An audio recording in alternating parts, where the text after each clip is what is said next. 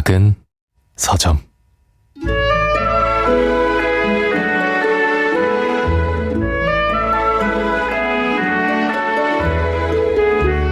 (1997년 2월 12일) 새벽 6명의 남자들이 메인주 베스라는 도시에 한 제철소 담장을 기어오르고 있었다.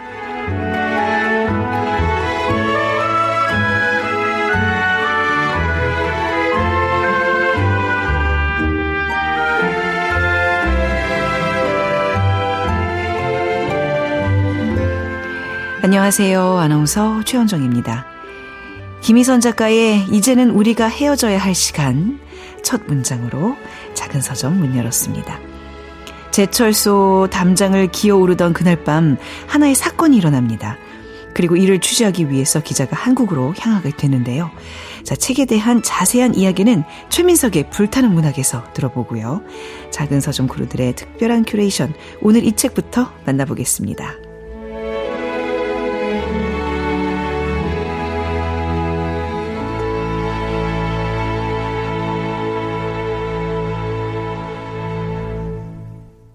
네, 작은 서점 아나운서 최현정입니다. 이번 한 주 작은 서점에서 책 선물 마련하고 있는 거 아시죠? 말더듬이라는 언어장애를 가진 미국의 기자 겸 작가가 자신의 수치심과 경험을 온전히 받아들이는 과정을 담았습니다. 존 핸드릭슨의 마침내 내뱉은 말. 자, 책 받고 싶은 분들은 이번 주 금요일까지 작은 서점 인스타그램을 통해서 신청해 주시기 바랍니다. 추첨을 통해서 배송을 해드리겠습니다. 자, 인스타그램에서 작은 서점 검색하시면 들어오실 수 있습니다.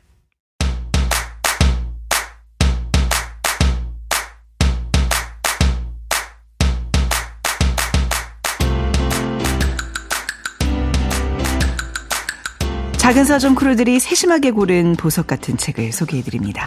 오늘 밤을 위한 특별한 큐레이션, 오늘 이 책. 예스24의 김유리 MD님 오셨습니다. 안녕하세요. 안녕하세요. 자, 오늘도 블링블링한 책이라고 해야 되나요? 요즘은 참 뭐 책 그냥 일반 표지가 없어요. 여기는 오늘 반짝이가 그냥 내려앉은 책인데, 이게 제목만 보고 어떤 블링블링한 느낌만 보고서는 이게 제목에 먼지가 가라앉은 뒤라고 돼 있어요. 네. 대청소 후에 느낀 감정을 쓴 에세이? 이런 거 아니죠? 네, 아닙니다. 네네. 약간 아나운서님께서 네. 제목만 보고 유추할 수 없는 책을 일부러 골라오기도 했고, 네. 제가 그 인터넷 서점이다 보니까 네. 실제로 책을 보는 게 아니라 그 표지만 이렇게 웹 표지에서 보잖아요. 네. 그래서 볼 때 이거 분야 잘못 등록된 거 아니야?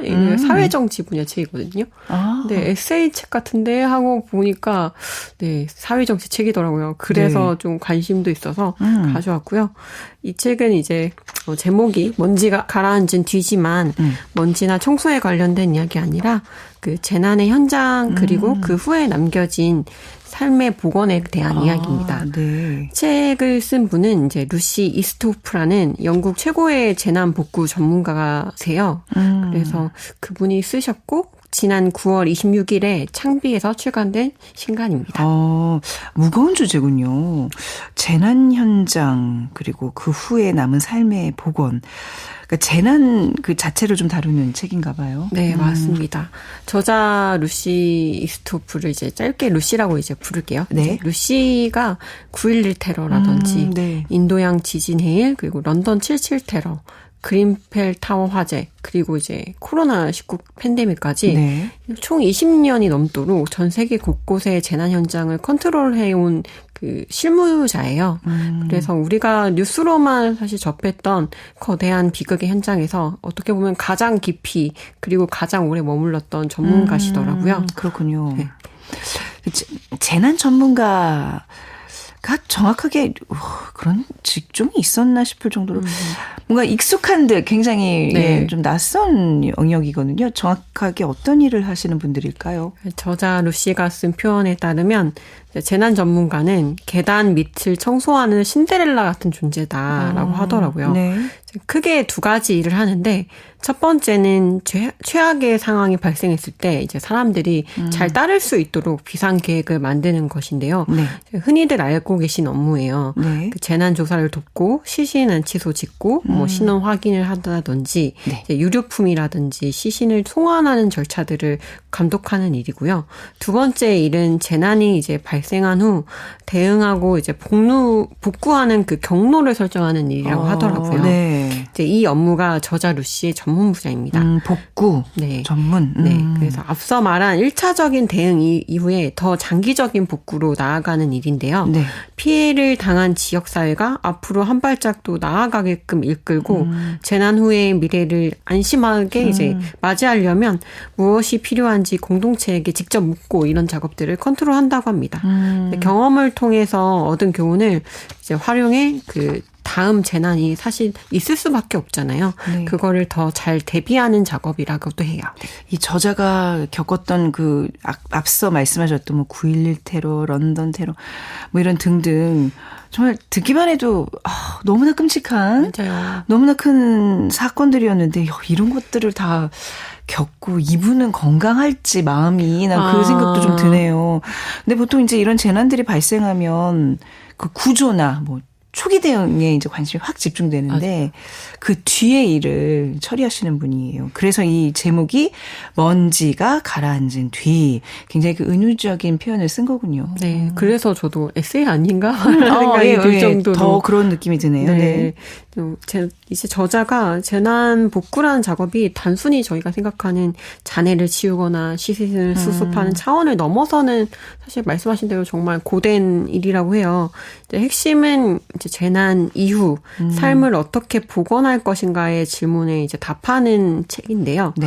이게 바로 인간의 존엄이랑 가닿으면서 그 존엄성을 어떻게 회복하는 과정과 맞닿아 있다고 하더라고요. 그래서 복구가 그냥 재난 현장을 클린하게 하는 게 아니라 네, 인간의 존엄성을 회복하는 게 복구다라고 말하고 있습니다. 인간 존엄을 회복하는 복구. 그 말 자체가 굉장히 울림이 크네요. 그러면 이 책에는 어떤 경험들이, 어떤 뭐 사례들이 좀 담겨 있어요? 제가 읽었던 부분 중에 가장 인상적인 부분은 작은 디테일의 힘에 대한 이야기인데요. 이제 저자 루 씨가 대학에서 계속 이제 재난위기 관련 공부를 하다가 처음으로 재난 현장에 투입되었던 것이 9.11 테러였어요. 그 첫 현장이 9.11 테러였어요. 네. 너무나 큰 현장을 첫 사례로 맞이했군요. 네. 저도 어렸을 때 그거 TV로 볼 때 엄청 충격 많이 받았었는데. 몇 살 때 보셨어요? 기억은 나요? 고등학생 때였던 것 그래요? 같아요. 네. 생각보다 그래도 그게 뭔가 이 사건에 대한 인지가 있었겠네요. 네. 저는 입사하고 봤는데 정말 이 충격을 잊을 수가 없어요. 아무튼 네. 그때 이제 저자가 영국 캐니언 인터내셔널 응급 서비스라는 민간 기업에 가서 이제 입사를 하게 됐다고 합니다. 네. 그때 그녀의 임무가 이제 그라운드 제로라고 대형 폭발 사고가 일어난 지점을 이제 그라운드 제로라고 하는데, 그걸 설치하고 유류품 및 유해 보관하는 시설에 파견할 이제 영국 안치소를 이제 설치하고 또 장내 인력을 모집하는 일이 그녀의 업무였다고 해요. 저는 문득 이 테러 현장 이후에 뭐 왜 이런 유류품 같은 걸 모으는 일을 왜 중요하게 여기고 1차적으로 대응할까 싶었는데요. 실제로 현장에서는 이제 많은 피해자분들이 시신 상태가 아니라 부분으로 돌아온다고 하더라고요. 일부는 아예 돌아올 수도 없고요. 그래서 9.11 테러 당시에 구조대원들이 수습한 유해는 22,000여 구 정도 된다고 하더라고요. 근데 그러나 이 사망자 명단에 오른 40%의 시신 또는 유해 조각이 20년이 지난 지금도 여전히 안개 속에 묻혀 있다고 합니다. 네. 그래서 재난 현장에서 발견된 사소한 유류품들이 진짜 중요하다고 해요.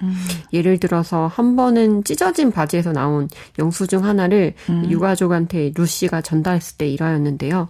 그 영수증으로 인해 이제 어머니가 그걸 받게 됐는데 아들이 마지막으로 영수증에 커피와 크로와상을 먹었던 그 영수증이었던 거예요. 그걸 받으면서 그래도 마지막 순간에 아침은 먹고 이별했구나 이렇게 생각하면서 좀 위안을 받으셨던 장면이 되게 인상 깊더라고요. 이거 혹시 읽으면 계속 이런 식의 어떤 마음 짠함, 눈물 막 최루성의 어떤 그 책일까요? 지금 저 얘기 듣는데도 코끝이 너무 찡해집니다. 네, 이 좀 부분이 그래요? 좀 네. 되게 슬프더라고요. 네. 그 작은 영수증이 진짜 아들의 마지막 순간을 알려주는 유일한 단서가 된 거잖아요. 네. 네. 실제로 이제 저자 루시 선임이 네. 보낼 때 말했대요. 유가족 지원, 안치소 설치, 해외에서 본국으로 유해 송환 등 재난 대응의 모든 영역 중에서도 이렇게 개인 유류품을 유가족한테 전해주는 일이 가장 힘들다고 하더라고요. 저자도 이제 그 일을 하다 보니 정말 가장 힘든 일이 유류품을 돌려주는 일이다. 네. 그리고 또 만약에 고인의 소유였던 배냥이라든지 소지품을 전부 정리를 하게 되거든요. 네. 근데 그것도 약간 나랑 똑같은 걸 썼던 치약이라든지 칫솔을 발견한다거나 뭔가 휴지, 티슈 이런 걸 발견하면 이 사람 나랑 정말 불과 1분 전에는 똑같은 사람이었는데 숨쉬고 있던 사람이었는데 이런 것들을 계속 겪다 보니 재난 전문가지만 일을 하면서 아나운서님이 앞에 말씀하신 것처럼 진짜 트라우마를 여러 가지로 겪는다고 하더라고요.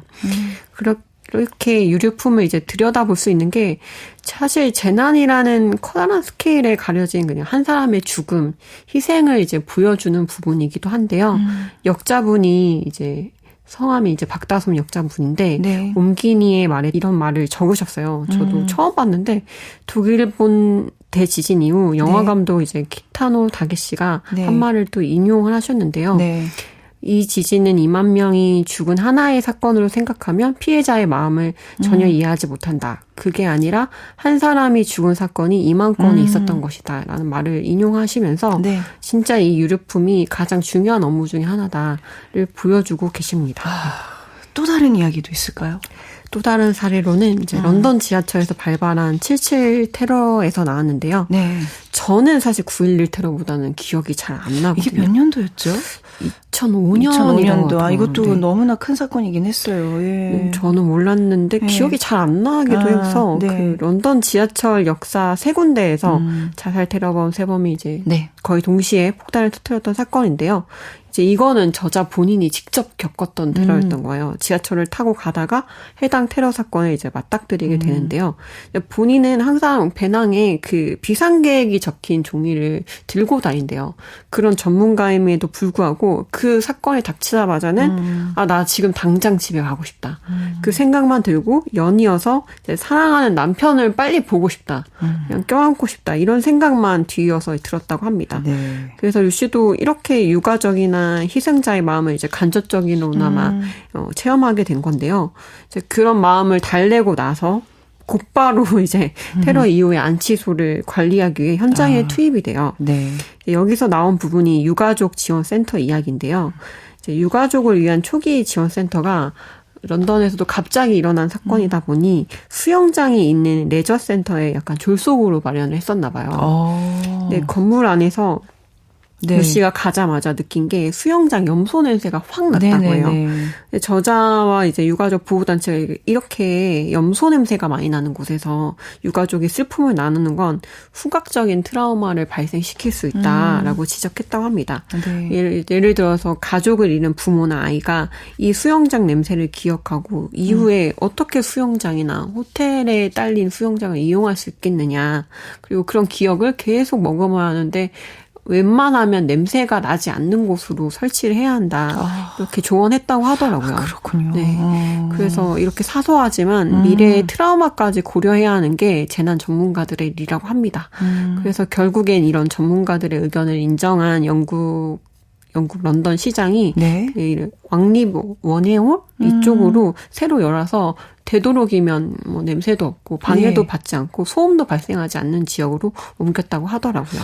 이게 참 정말 세심하게 그렇죠? 그 복구 작업이 이루어져야 된다는 얘기인데 이게 재난 복구 전문가라는 직종이 그렇네요. 물리적인 재건뿐만 아니라 진짜 왜 피해자의 감정 기억 그리고 남겨진 어떤 유가족 그 사람들의 삶의 방향까지 책임지는 일. 어찌 보면 좀 우리 사회에 어떤 근본적인 질문을 던지는 그런 주제가 아닌가 싶어요. 우리도 이제 크고 작은 재난을 워낙 많이 겪어오면서 사회가 발전하기도 하고 후퇴하기도 하고 왔다 갔다 하고 있는데요. 그래서 이 책을 읽다 보면 저도 모르게 되게 묵직한 질문처럼 다가오더라고요. 아, 우리는 과연 진정한 복구를 해본 적이 있었을까? 이렇게 재난 전문가들이 나서서 앞에서 뭔가 컨트롤 타워를 좀 좌지우지할 만한 그런 힘을 정말 준 적이 있을까? 이런 생각이 또 들기도 하고, 무엇보다 이제 사건의 원인과 책임 소재를 밝히는 데 집중하지만 그 나머지 사람들의 일상이라든지 그 사람들은 지금 어떻게 살아가고 또 보호하고 있는지가 좀 예도의 시간은 충분히 가졌을까? 이런 생각을 좀 하게 되더라고요. 약간 지금 제가 뒤돌아보면서 반성하는 게 그 큰 사건이에요. 그거보다 좀 작은 사건이에요. 이게 뭔가 사람의 어떤 사망자 수로 그 판단을 하고 그 얘기했던 게 좀 뭔가 굉장히 잘못됐다는 생각이 들어요. 한 사람 한 사람이 진짜 왜 그 아까 기타노 다케시 얘기처럼 한 사람이 죽은 그 여러 사건으로 본다면 진짜 이 복구 작업이라는 게 굉장한 어떤 마음을 기울여서 해야 되는 일이고 말도 이렇게 함부로 주고 그걸 평가하면 안 된다는 생각이 맞아요. 들었어요. 예.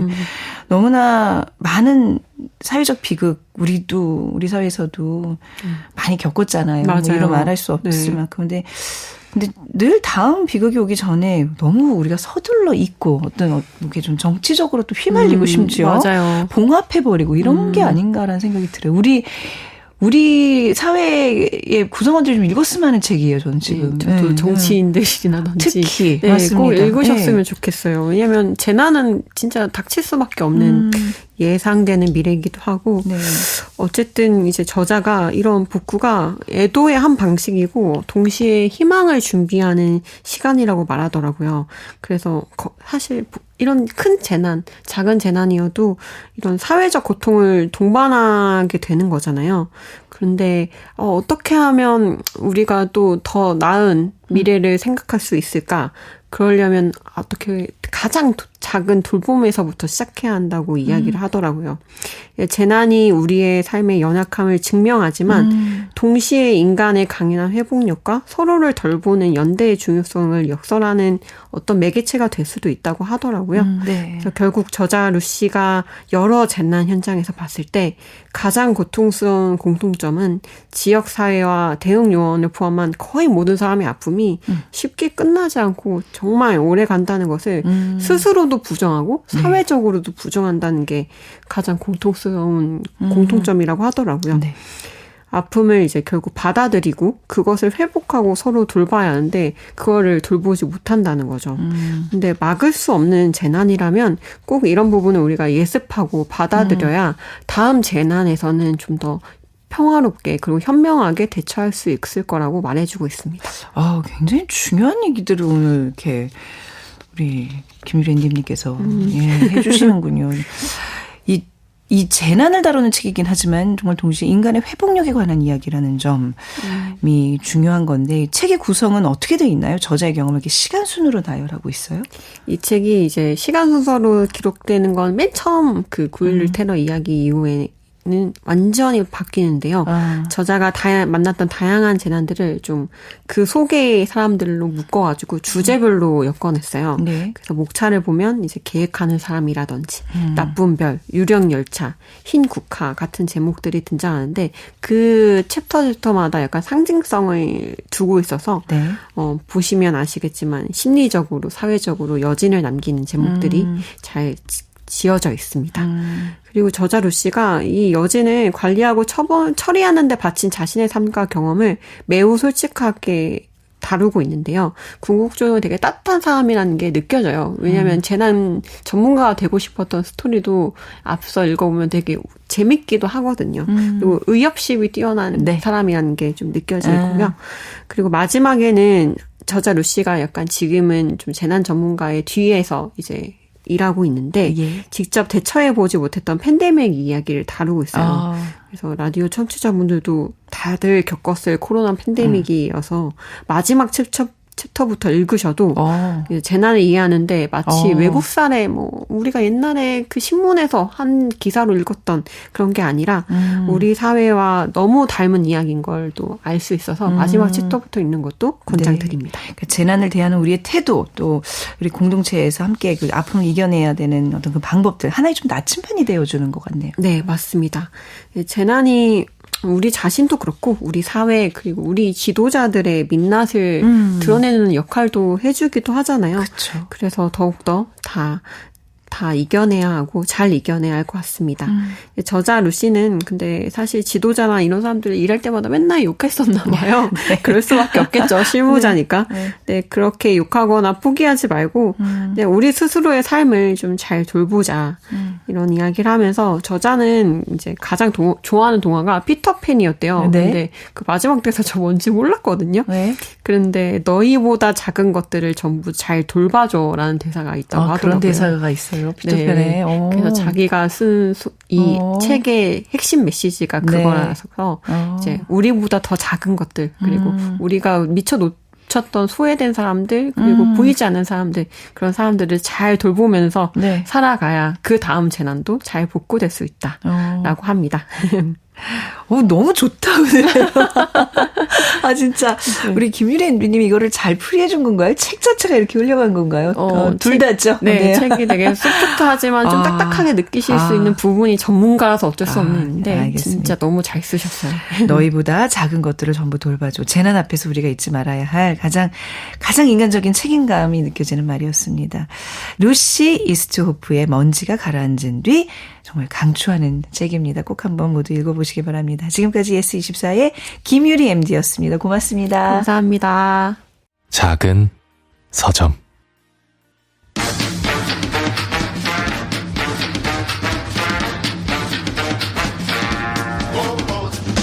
최민석의 불타는 문학.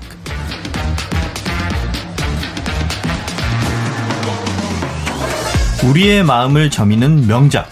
오랜 시간 살아 숨쉬며 여전히 불타오르는 명작. 앞으로 그런 명작이 될 거라 여겨지는 작품까지.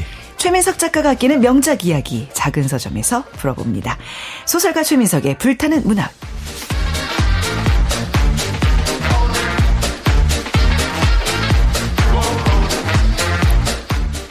네, 최민석의 불타는 문학 소설가 최민석 작가와 함께하는 시간입니다. 어서 오세요. 네, 안녕하세요. 늘 불타고 있습니다. 아니 계속 이제 최민석 작가님의 건강에 모든 분들이 이렇게 그래요? 신경이 곤두서 있어요.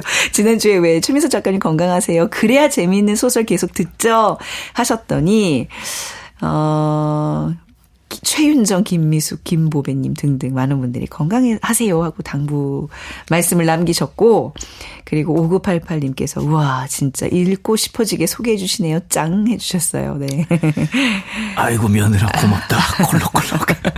죄송합니다. 네, 오늘 병약한 시아버지 코스프레를 좀 했습니다. 조금 병약함이 있어. 그러니까 좀 뭔가 이렇게 병약한 지식인의 모습이 우리 최민석 작가가 일부러 그러는 건지 아니면 실제 그런 건지 약간 지식도 없고 병만 있어서. 아이고 별 말씀. 자, 오늘도 재미있는 또 책 이야기 한번 나눠보겠습니다. 네. 어떤 책인가요? 오늘은 김희선 작가의 단편 소설입니다. 라면의 황제라는 소설집에 실려 있는 단편 소설인데요. 네. 제목은 이제는 우리가 헤어져야 할 시간. 네. 네, 이런 제목의 소설을 골라왔고요. 김희선 작가는 우리 방송에서는 처음 소개하니까 처음 들어봐요. 네, 좀 말씀을 드리자면 네. 2011년에 작가세계라는 잡지에 여기서 공부하는 주는 신인상이 있습니다. 네. 요 신인상 부문의 단편 소설 교육의 탄생이 당선되면서 데뷔를 했고요. 네. 그 후에 이제 라면의 황제 오늘 소개하는 작품이 첫 소설집입니다. 네. 그리고 골든에이지, 빛과 영혼의 시계방 이런 소설집들을 냈고 장편 소설 무한의 책, 죽음이 너희를 갈라놓을 때까지 무언가 위험한 것이 온다 등을 냈고요. 네. 상도 많이 받았어요. 네. SF 소설까지 써서 SF 어워드 그리고 젊은 작가상, 허균문학 작가상, 네. 대산문학상을 수상했습니다. 오늘 우리가 소개할 책이 라면의 황제. 제목이 아주 재밌어요. 여기 어떤 스토리들, 단편집이잖아요. 어떤 네. 스토리들이, 어떤 이야기들이 실려 있나요? 일단 제목만 들어봐도 네. 뭔가 장구한 이야기가 펼쳐질 것 같다는 예감이 드는데 예. 페르시아 양탄자 흥망사. 네. 이게 단편이잖아요. 네, 네. 그러니까 단편에 어떻게 흥망사를 단편인데 네. 서사가 방대하다. 아하. 이런 점을 좀 떠올려 봤을 때는 네. 이 우리 방송을 기준으로 말씀드리자면 예전에 소개한 바 있던 그 박형서 소설의 느낌과 좀 유사할 것 같고요. 네. 이 제목도 거창합니다. 교육의 탄생. 그다음 뭐 지상 최대의 쇼. 네. 개들의 사생활. 뭐 경이로운 도시 이런 작품들이 있고요. 우리가 소개할 작품은 여기에 실린 이 책에 실린 이제는 우리가 헤어져야 할 시간. 네. 딱 노래가 떠오르죠. 이제는 우리가 헤어져야 할 네. 시간. 네. 요 작품은 김희선 작가가 블랙 유머를 굉장히 많이 구사를 하거든요. 원래 좀 뭐 풍자적인 면도 있고 네. 그런 자신의 개성이 많이 들어가 있는 작품입니다. 전체적으로는 굉장히 사회 풍자적이고요. 사회 풍자적이다. 사실 다른 작품을 읽어보면 좀 더 유머를 많이 부리는데 네. 이 작품은 그래도 좀 사회 풍자성이 더 많이 가미된 작품인 것 같습니다. 유머를 부린다라는 그 표현 좋네요. 네. 어떤 내용인지 한번 얘기를 들어보겠습니다. 네. 배경은 1997년 겨울입니다. 일군의 무리가 미국의 메인주에 있는 베스의 제철소 담장을 오르고 있습니다. 이 6명은 전날 밤 베스의 한 선술집에서 처음으로 모였습니다. 그리고 이들이 향한 곳은 바로 제철소에 접한 항만에 정박된 군함 네. 이지스함이었습니다. 이지스함은 많이들 아시겠죠. 우리 뉴스에서도 네. 보도가 많이 되니까. 이 이지스함은 핵무기를 장착할 수 있는 크루즈 미사일 시스템을 네. 갖추고 있었죠. 네. 아니 일개 무리들이 이런 이지스함에 지금 간단 얘기잖아요. 이게 말이 안 되지만 아무튼 뭔가 이렇게 불길한 기운이 지금 돌고 있습니다. 뭔가 거창하죠. 네, 네. 네. 이제 이 고요한 베스의 제철소에는 쇠뭉치로 내려치는 소리가 들립니다. 네. 이 일행의 리더인 베리건 신부가 쟁기로 크루즈 미사일에 덮개를 내리친 겁니다. 신부가 이런 과격한 행동을 해도 되는 건가요? 네. 사실 네. 이들은 이른바 쟁기 운동을 펼치는 반전 평화주의 활동가이기 때문입니다. 네. 이게 사실 그 평화주의자라면서 미사일을 쟁기로 내리치는 게 네. 그것도 정확히 말하면 미사일 덮개죠. 그걸 내리치는 게 좀 웃기긴 하지만 그래도 명분은 있어요. 사람을 해치는 무기에 흠집을 내려는 거니까. 아무튼 이들은 베트남전이 한창이던 1968년에 네. 미 국방성 문서 보관소 침입 사건을 필두로 해서 한 시대를 풍미한 필립 베리건 신부가 이끄는 조직입니다. 하지만 이들의 마지막 쟁기 운동은 네. 언론의 무관심 속에 끝이 났으며 시위대 역시 주모자인 베리건 신부만 포틀랜드 교도소에 수감됨으로써 해산돼 버렸습니다. 네. 이렇게 지금 소설이 어떻게 보면 좀 그 배경이 되는 얘기를 지금 시작을 한 거잖아요. 그렇죠. 전사라고 네. 하죠. 네. 네. 전사를 밝혀주는 거고요. 그리고 이제 이게 이제 그 하나의 기사처럼 이렇게 정보가 쫙 제공되잖아요. 이 사건을 취재한 기자는 바로 톰 존스라는 인물입니다. 네.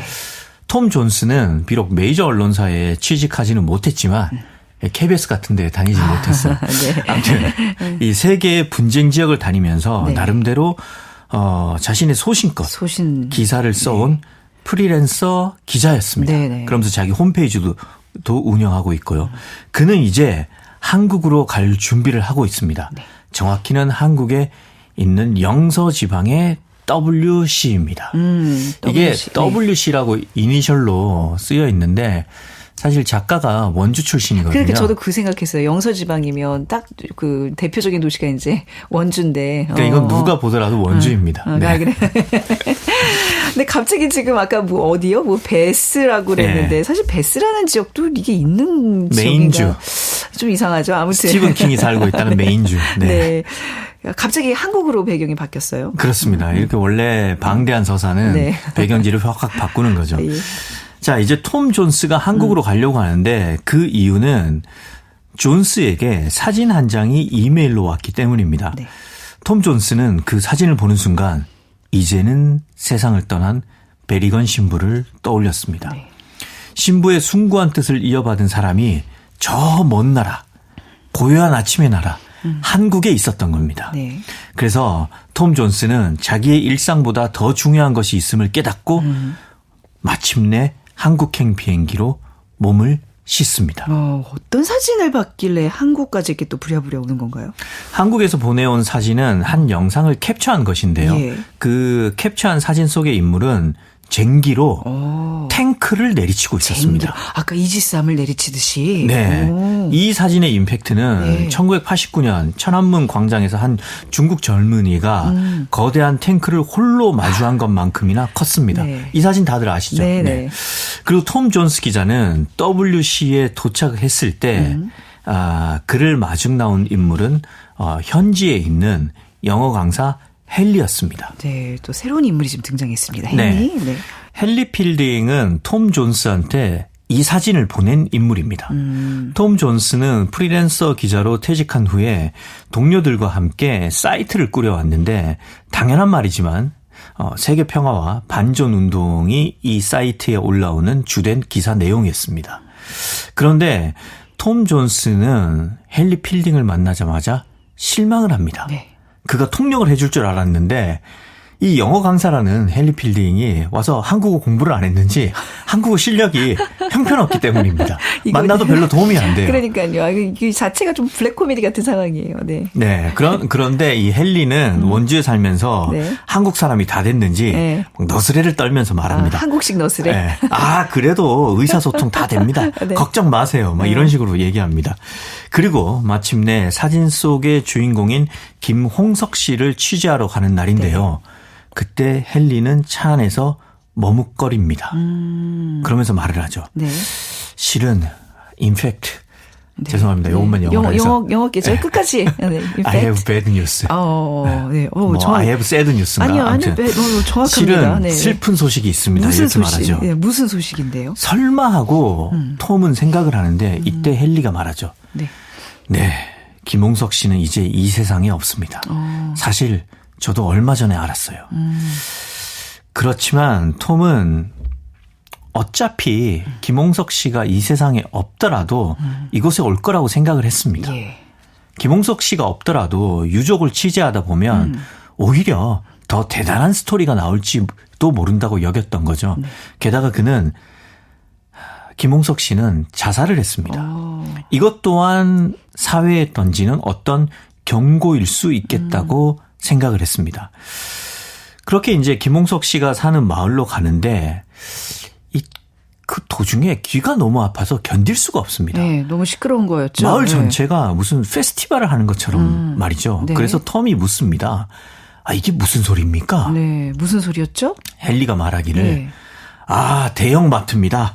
한국 사람들은 입구에서 음악을 저렇게 크게 틉니다. 저 안에 없는 게 없어요. 여기 한국은 365일 연중 무휴로 영업을 합니다. 그러면서 막 한국 얘기를 막 엉뚱한 얘기를 막 합니다. 우리는 이제 이런 광경들이 되게 익숙한데, 근데 왜 갑자기 이렇게 얘기가 흘러가는 거죠? 왜 대형마트 얘기가 나오는 거죠? 그렇죠. 뭔가 자꾸 이제 예상할 수 없는 방식으로 마치 봉준호 감독의 영화를 보는 것처럼 자꾸 미끄러지는 방식으로 서사가 전개되거든요. 이런 식으로 이제 김희선 작가는 자기의 이야기를 쉽게 예상하지 말라는 듯이 어긋나는 방식으로 이야기를 합니다. 톰은 유족을 그래서 취재를 하나요? 네. 합니다. 톰과 헨리는 마침내 김홍석 씨의 아들을 만납니다. 그 아들을 만났는데 소년이에요. 소년은 만나자마자 대뜸 말해요. 아버지 얘기는 하고 싶지 않아요. 톰은 또 직감을 합니다. 위대한 얘기는 반드시 힘들게 얻어지는 이런 그 과정이 있어야 된다. 그러면서 이제 기대를 하죠. 그는 이곳에 다시 오리라고 이제 다짐을 하면서 마을에서 나가는 길에 마주친 노인한테 물어봅니다. 김홍석 씨를 아느냐고요. 그러자 이번에는 러닝셔츠 차림에 담배를 피우던 노인이 말을 하죠. 네, 뭐라고 얘기하죠? 말도 마라 그 인간. 다 같이 살자고 하는 일에 사사건건 반대하고 나는 할 말 없다. 그러고 이 노인은 사라져버립니다. 동네 평판이 어떤지 알게끔 하는 그 한마디입니다. 김홍석 씨에 대해서 정말 알아내기 힘든 것 같아요. 사람들이 뭔가 말하는 걸 꺼려해요 지금. 네. 근데 뭔가 좋은 느낌은 아니고. 그렇죠. 난항을 거듭하고 있는데 그런데 다음 날 운명적으로 김홍석 씨의 아들한테서 만나자는 연락이 옵니다. 그리고 셋은 다음 날 만나죠. 장소는 아까 그 시끌벅적하게 개업했던 그 대형마트 안에 있는 맥도날드 매장입니다. 소녀는 질문을 굉장히 많이 받았음에도 불구하고 대답을 전혀 하지 않고 그냥 콜라만 쪽쪽 마십니다. 그래서 톰이 소년의 답을 유도하기 위해서 말을 합니다. 아버지는 훌륭한 분이셨어. 그는 평화를 사랑하는 사람이었단다. 그 말에 소년이 피식 웃습니다. 네. 무슨 말씀하시는 거예요? 너희 아버지 말이다. 여기 이렇게 쟁기로 탱크를 내리치는 거. 오래전 그러니까 1968년 네. 베트남전을 반대하던 네. 반전 운동가들이 이런 비폭력 저항을 처음 구상했단다. 네. 평화를 위한 쟁기 운동가들의 왕이라고. 혹시 들어본 적 있니? 이 목소리는 지금 톰이에요? 헨리예요? 톰입니다. 톰이에요. 아, 네. 헨리는 네, 네. 번역이 안 돼요 지금. 통역을 잘 못하고 이걸 통역을 실제로 잘 하고 있는 거야. 제대로 안 되고 있습니다. 그렇죠. 네. 톰만 열심히 말하고 있습니다. 소년이 느낌을 전달하는 거죠. 소년이 아무튼 그 질문은 이해를 한 거죠. 뭐라고 답을 하나요? 소년은 네. 알아들었는지 못 알아들었는지 네. 그냥 고개를 젓습니다. 고개만 저어요. 네. 네. 톰은 계속 말합니다. 네. 성경 이사야서 2장 4절에 이런 말이 있다. 칼을 쳐서 쟁기를 만들고 창을 쳐서 낫을 만들라. 필립 베리건 신부는 자기 조직의 이름을 바로 이 성경 구절에서 따왔지. 나는 김홍석 씨의 사진을 보고 감동의 눈물을 흘렸어. 굉장히 감동적인 스토리잖아요. 네. 아들 입장에서는 울컥해야 되는 건데. 이게 통역이 제대로 됐는지 아무튼 헨리의 통역을 네네. 다 듣고 난 후에도 네. 소녀는 계속 콜라만 쪽쪽 마셔야 됩니다. 그러면서 말합니다. 네. 아저씨 담배 있어요? 네. 이 와중에 헨리는 조용히 부연 설명합니다. 네. 한국에서는 미성년자들이 담배를 못 피웁니다. 네. 그러자 이제 둘이 고개를 젓죠. 예. 그러니까 소녀는 일찍 가봐야 한다면서 네. 저 집에 가야 돼요. 그러면서 그냥 떠나버립니다. 저 콜라값만 날리는 건가요? 호탕을 치는 건가요? 네. 마치 온 목적이 콜라 얻어 마시고 담배 얻어 피우러 왔다는 듯이. 네. 네, 허탕 치는 거네요.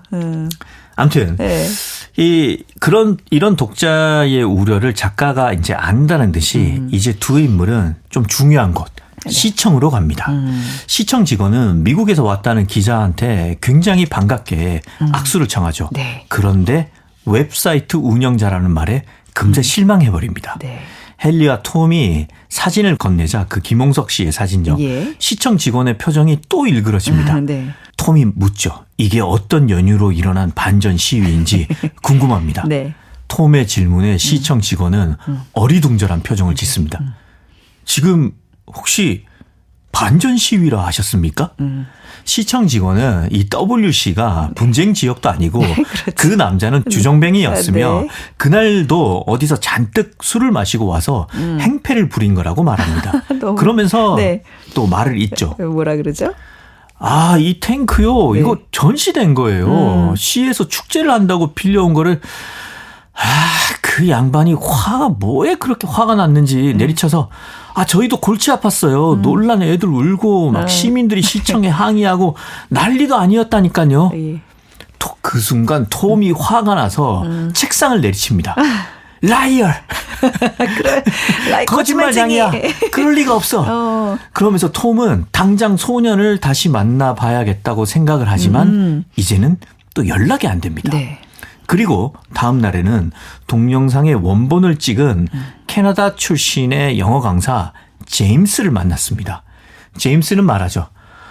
저는 원래 밀리터리 마니아예요. 그래서 그날 여기서 무슨 무기 전시 축제를 한다고 해서 갔는데 네. 그 사단이 벌어진 거죠. 혹시 정 궁금하시면 그 영상 처음부터 보실래요? 네.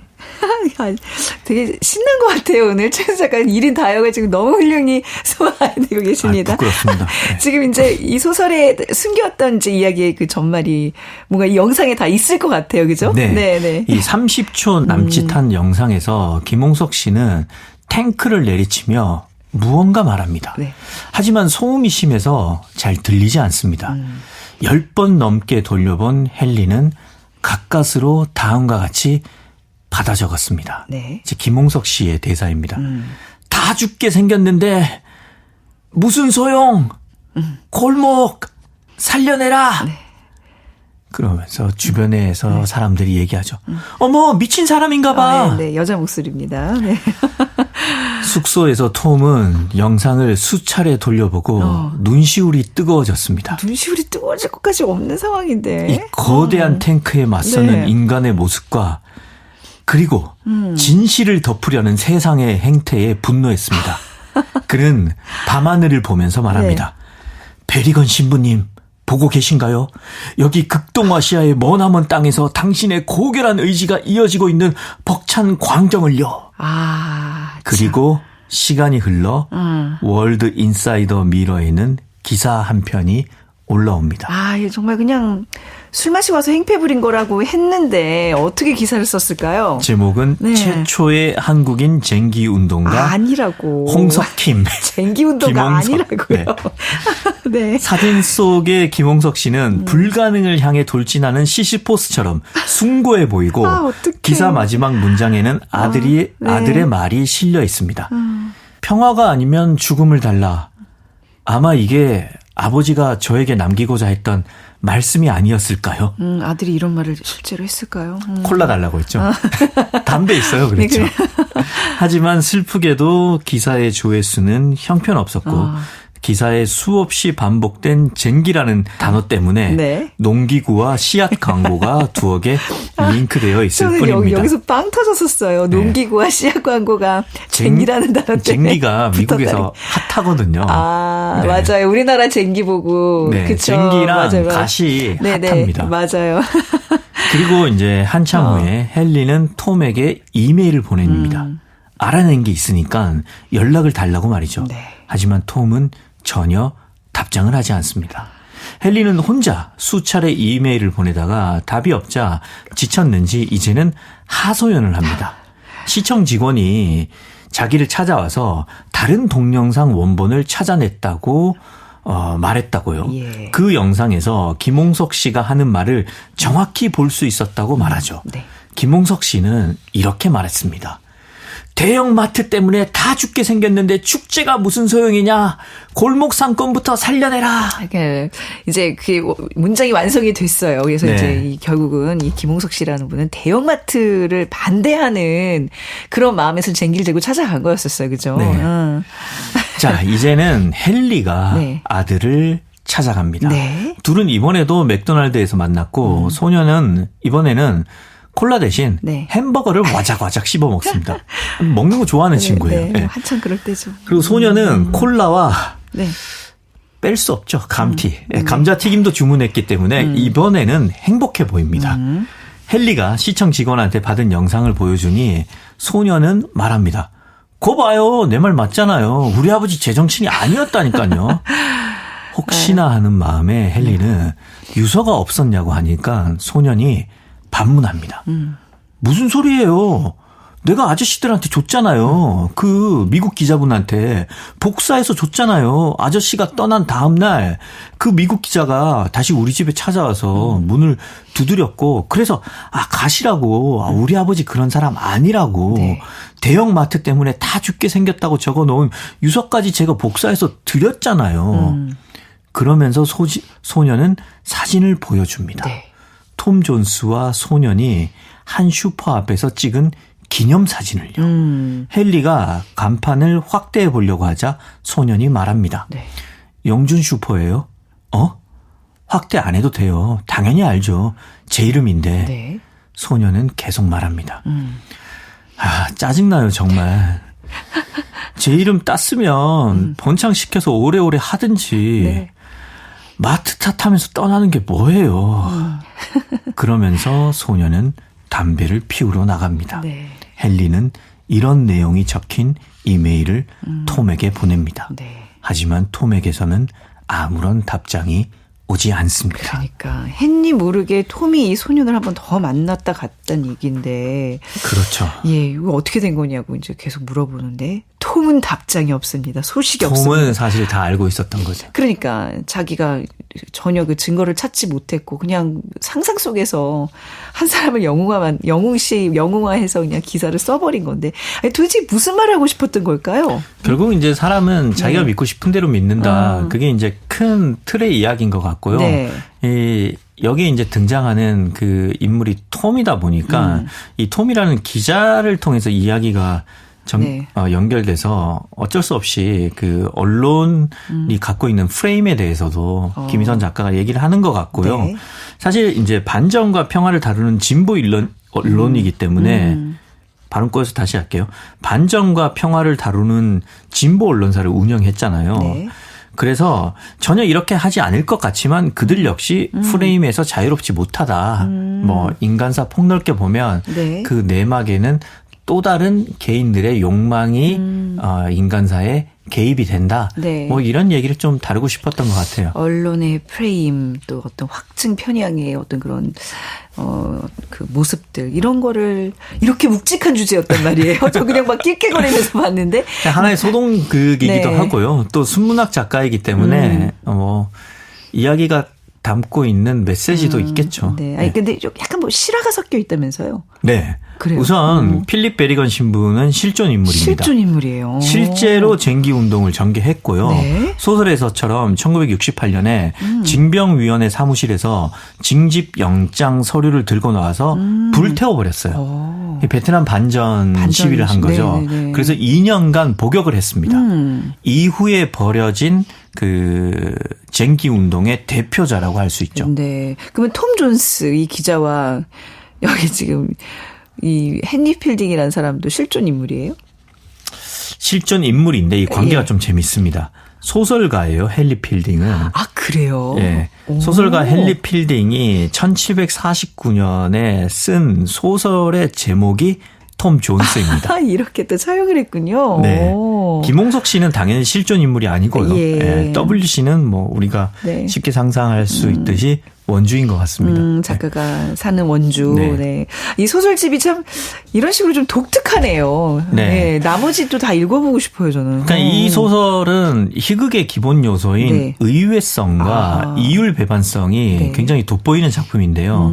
본래 희극은 진지할 것처럼 전개되다가 갑자기 다른 식으로 미끄러지거나 네. 뭐 박식한 것과 무식한 것, 세련된 것과 촌스러운 것, 예. 진중한 것과 가벼운 것 이런 것들이 능청스럽게 결합될 때 매력을 발휘하잖아요. 네.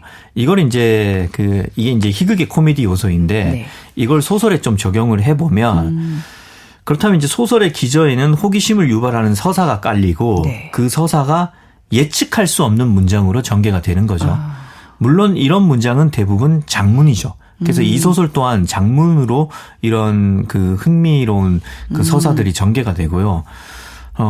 제가 말씀드린 요러한 그 서사 전개 방식의 전략을 구사하는 네. 작가가 김희선 작가입니다. 그래서 이게 첫 소설집인데 네. 저는 읽으면서 굉장히 대단한 존경할 만한 동료 작가가 탄생했다. 한국 소설이 크게 두 부류로 나뉘어져요. 그래요? 문체와 분위기를 중시하는 소설들이 있고 90년대부터 한 2010년대까지 많은 사랑을 받았죠. 네. 그리고 또 그 이전에 사랑받던 굵직한 그 스토리 위주, 서사 위주로 작품을 쓰는 작가들이 있는데 근데 그 가운데에서 서사를 중시하면서 자신만의 개성 있는 문체도 구사하면서 지적이면서 때로는 뭐 유머러스하고 그러면서 좀 아름다움까지 구사하는 작가들이 많지는 않거든요. 네. 근데 그런 그 교집합에 있는 작가라고 저는 김희선 작가를 제가 감히 평가할 건 아니지만 네. 그렇게 인식을 해요. 이 소설은 소개를 했으면 이 노래를 안 들을 수가 없죠. 보통 이제 네. 뭐 카페나 네. 호프집 같은데 영업 마감할 때 네. 이제는 우리가 헤어져야 할 시간 하면서 나오거든요. 네. 그래서 곡 제목이 이제는 헤어져야 할 시간이 아니라 또 만나요입니다. 네. 딕 패밀리의 또 만나요. 네. 패밀리도 아니에요. 정식 그 표기법 딕 패밀리. 네. 패밀리입니다. 패밀리. 이 곡 띄우면서 네. 저는 물러나겠습니다. 네, 또 만나요. 네. 네, 고맙습니다. 네, 김희선의 소설 이제는 우리가 헤어져야 할 시간 함께했습니다. 최민석 작가의 추천곡 들으면서 최민석의 불타는 문학 마무리하고 오늘 작은 서점도 문 닫겠습니다. 지금까지 아나운서 최원정이었습니다.